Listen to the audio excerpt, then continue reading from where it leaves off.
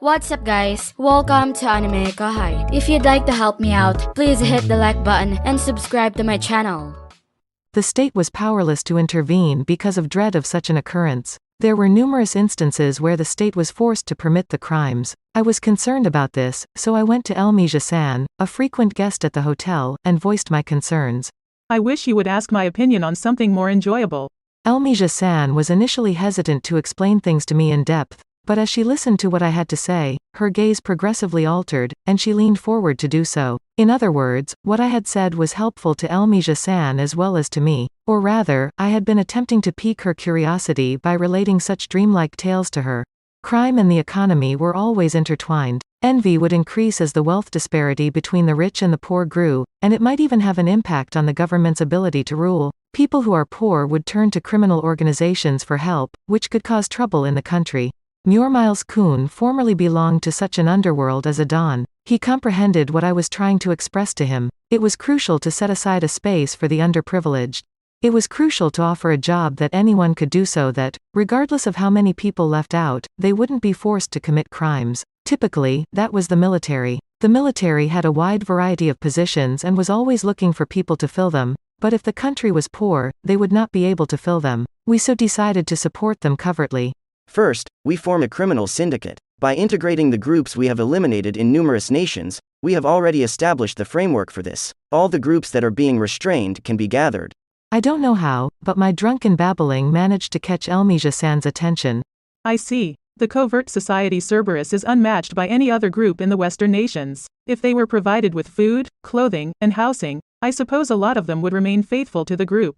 The subsequent statement convinced Elmesia-san, who had previously been hesitant to attend the meeting. Right? In this approach, dealing with the rich would be the next stage after taking care of the poor. The Rosso family will undoubtedly deteriorate now that Granbell is gone. The group will eventually become weaker from its current strength. Its place will be taken by my project. A project? Come on, say it. That's it. The Kingdom of Bloomin might serve as an industrial cluster, as was already suggested. Fuse Dono is likewise getting ready and has already lined up the required personnel. Regarding this fantastic notion, Miles was also consulted. To attain coexistence and co-prosperity, it was crucial to coordinate interests with surrounding nations. The industries of the Dwarven Kingdom, the agriculture of the Kingdom of Farmanas, and the industry of the Sarian dynasty. It would be necessary to coordinate the entry of these industries into the Kingdom of Bloomin so that they would not undermine one another. They would then expand to the Western nations through this window. Oh, Elalude-chan told me about that. Do you actually intend to carry out that plan? Yes, of course. So, Rimuru, where are you seeking for the benefit? Profits are merely a side benefit. I'm joking. We are what we are. We will release the fundamental technologies that we currently possess. To construct a massive university campus city, for instance, and entice the brightest students from all over the world to attend it. We're going to make tourism a major industry in our nation while also working behind the scenes. The patents. A perfect system that generates income even when you aren't working. Although I understand the idea inherently, communicating it will be challenging. I see. So you create things that can only be produced with the technology, and you protect your intellectual property rights. Tan, you are incredibly observant. Thank you for responding so quickly, but please don't copy my approach. First come, first serve, correct? And no, instead of me copying you, give me a piece of the action. This project will be successful if you work with us. Oh my, Gar-chan, it's true, but don't flatter me excessively. It was a lot of fun to drink with everyone. The following day then arrived. We three glanced at one another and realized we had spoken too much. Regarding yesterday. Yes, I do recall. You did say a few things out loud that you shouldn't have, right? Yeah. Kindly keep this a secret. I just can't afford to have this project fail right now. Gar-chan, don't worry about that right now. Even if I made my commitment while inebriated, I'll keep it. And that was it. A failed drinking session brought us all together. We then started moving the project along. Things progressed quickly because there were two superpower heads present in the same space. The domination of the West happened without being noticed and at a rate that would surprise anyone else. The consolidation of criminal groups took place in just a few months. 3 drunk sages, Riega, a secret society, was established. The origin of the moniker, 3 drunk sages, baffled the society's members, but that wasn't our concern. We'd better stop there since that was off topic. The key concern was the project's progress. The enigmatic hidden group, 3 drunk sages, an emerging power, had taken in the underprivileged who had been oppressed in numerous nations. The most qualified candidates for the job were chosen after about a month of aptitude testing. They were invited to our country for formal education if they were thought to be particularly talented.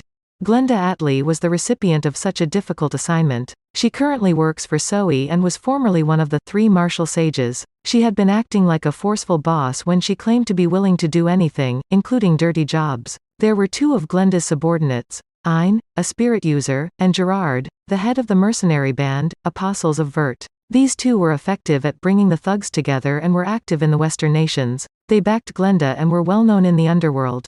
Everyone seems to assume that 3 drunk sages referred to these 3 individuals. Since this was mistaken as one with drunken dreams, or something like amusing, I would choose to ignore the fact that it was really referring to 3 drunkards. This was the underworld.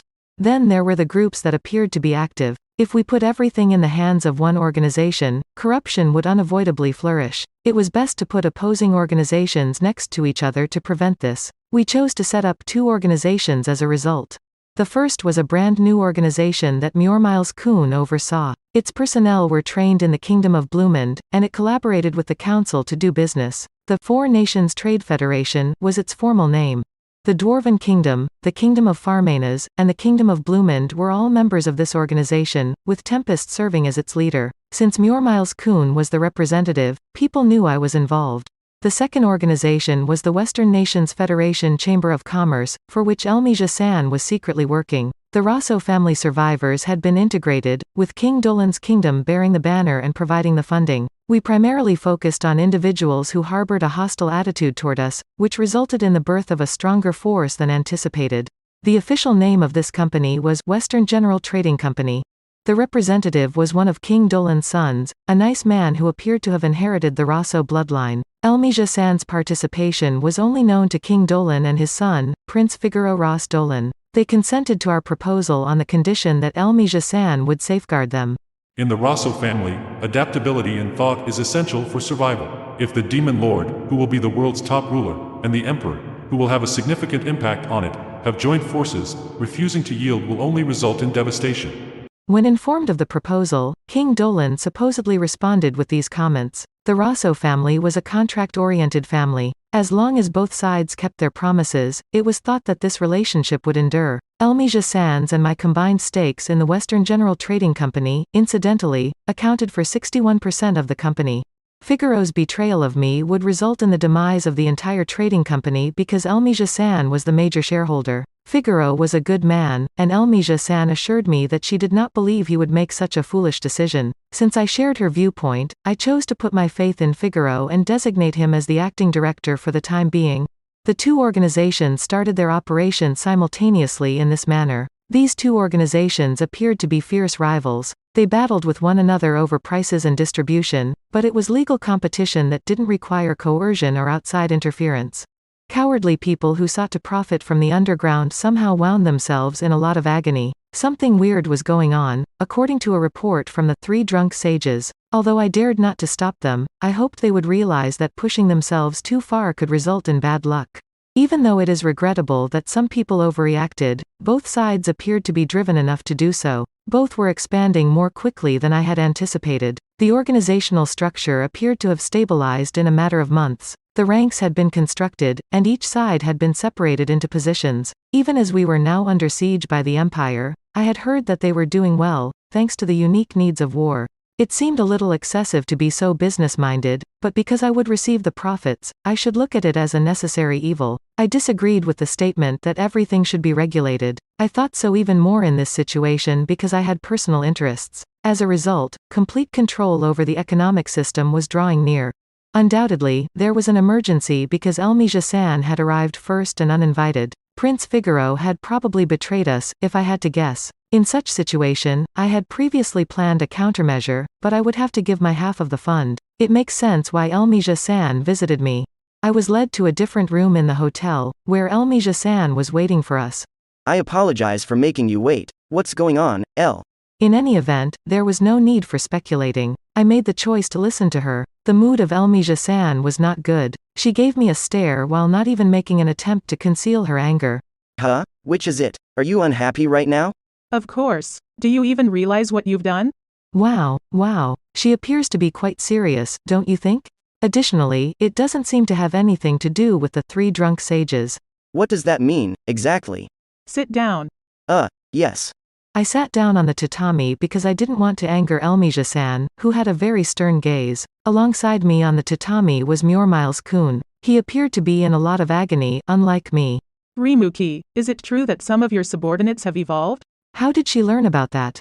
I obliquely stared at Murmiles-kun and tried to extract a response from him, but he rapidly shook his head to indicate that he was unsure. So where did this leak originate in that case? My boy Gazel sent me an important note. He hesitated whether or not to tell me, but in the end he decided that this needed to be shared. That boy is highly disciplined. Even that elderly man Gazel, in Elmesia-san's eyes, was treated like a child. But I was unaware of that. I guess it wasn't surprising that he didn't try to keep it from her, but the speed at which she found out was. I wanted to strengthen everyone because the Eastern Empire appeared to be in worse shape than I had anticipated. Then, I decided that keeping it a secret would be worse, so I also invited Jane-san. I see, so that makes it true. Elmesia-san got up, walked away from me, and turned to face the window. She appeared dejected for some reason, and her back appeared gloomy. Why do you keep nodding your head as if it doesn't concern you? Elmesia-san pulled out her fan and snapped it at my head. No, I didn't mean that. I merely wished to lighten the oppressive environment. What are you attempting to do with such a powerful force? Well, it's not really anything. Merely want to create a nation in which people can live happily. Is it true that in addition to Diablo, my boy Gazel informed me that you had another primordial in your crew? Oh, I guess I forgot to tell you. I was shocked when I recently learned as well. You were aware of Testarossa, right? She was one of the primordials, despite the fact that I had assumed she was very strong. Additionally, there are 2 others, Ultima and Carrera, who serve as our nation's Attorney General and Chief Justice of the Supreme Court, respectively. Elmesia-san began to tremble as I said this. So that, too, is true. Elmesia-san murmured something like that, then sat up straight in front of me and looked directly at me. That's it for this video, guys. Thank you for always watching my videos and supporting my channel. A big thanks to the AnimeKouhai patrons who made this video possible.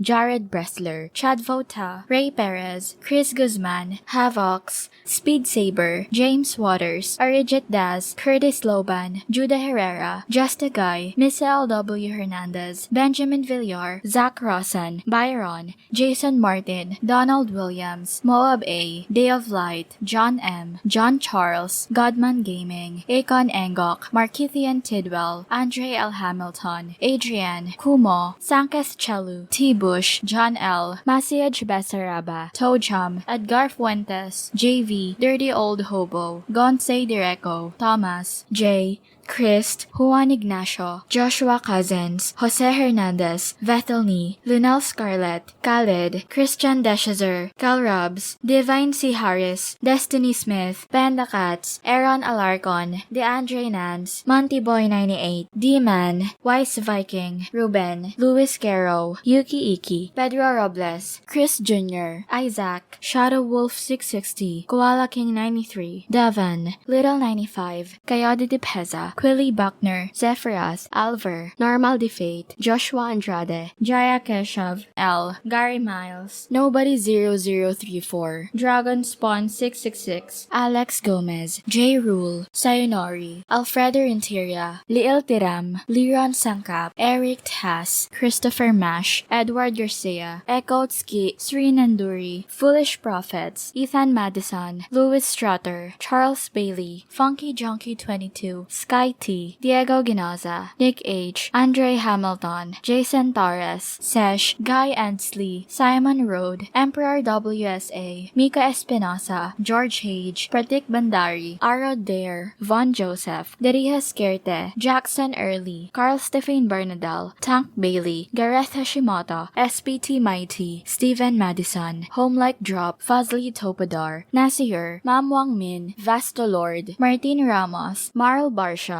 Aditya Vyas, Andrew Lu, Ralph Ignacio, Fawaz Zala, Chris Nelson, Karen, Mark Charlie Els, Hansel Ortega, Karam Faraj, Yellow Wally, Efrain Hernandez, Luca Gaming WTF, William Locke. Thank you so much for helping out. I'll see you guys in the next video.